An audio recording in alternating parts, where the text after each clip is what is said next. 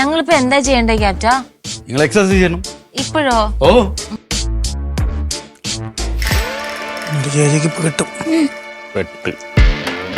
Client ആണോ അതോ ഇവിടുത്തെ സ്റ്റാഫാണോ? ഇവിടുത്തെ എംപ്ലോയി ആണ്. എന്താ ഇത്ര താമസം? ഒന്നുമില്ല സാർ, ഒരു 10 മിനിറ്റ് ലേറ്റ് ആയുള്ളൂ. എന്നാ ഒരു 10 മിനിറ്റ് ഒന്ന് ഓടിയിട്ട് വാ.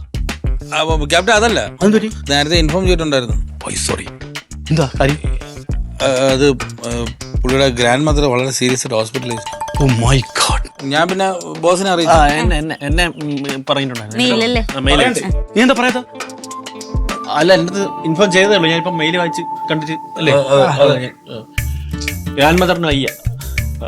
എന്തായിരുന്നു അസുഖം ജാക്സ? പ്രായത്തിന്റെ ഒരു ബുദ്ധിമുട്ടുകൾ. പ്രായത്തിന്റെ എന്തോന്നു? പ്രായമാകുമ്പോ ഓരോ അസുഖങ്ങളില്ലേ സാർ. കരയണ്ട ജാക്സ. ഏത് ഹോസ്പിറ്റൽ? RCB RCC എന്നാണ് ഉദ്ദേശിച്ചത്. അവിടെ ആയിരുന്നു.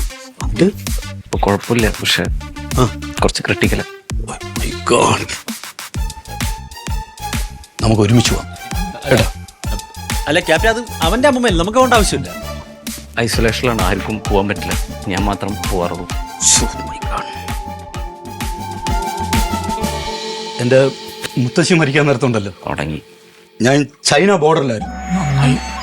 അവിടെ ചൈനക്കാരുമായിട്ട് ഇങ്ങനെ പൊഴുതി നിൽക്കാൻ നേരത്താണ് മുത്തശ്ശി മരിച്ച കാര്യം അറിയുന്നത്. എന്നിട്ട് സാറ് പോയില്ലേ? ഇല്ല, അതെല്ലാം കഴിഞ്ഞ് അവിടെ ചെന്നപ്പോ മുത്തശ്ശി പോയി. സർക്കാരല്ലേ.